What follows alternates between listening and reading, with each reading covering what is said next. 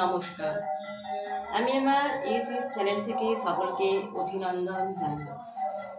আজ আমি এমন এক সমস্যা নিয়ে এসেছি, সেটা হলো ইউরিক অ্যাসিড বেড়ে যাওয়া, যেটা অনেকের ঘরে বর্তমানে দেখা যাচ্ছে।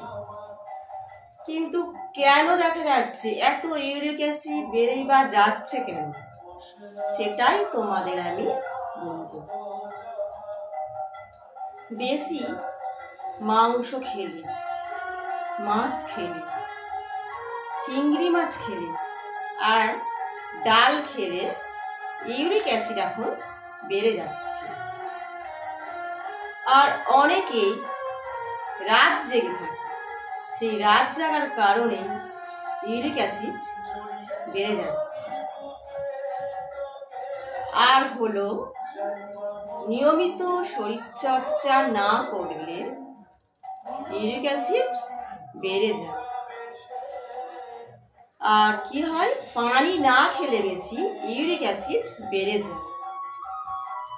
অনেকে আবার বেশি চিন্তা করে, সেই চিন্তাতেও শরীরে প্রভাব পড়ে।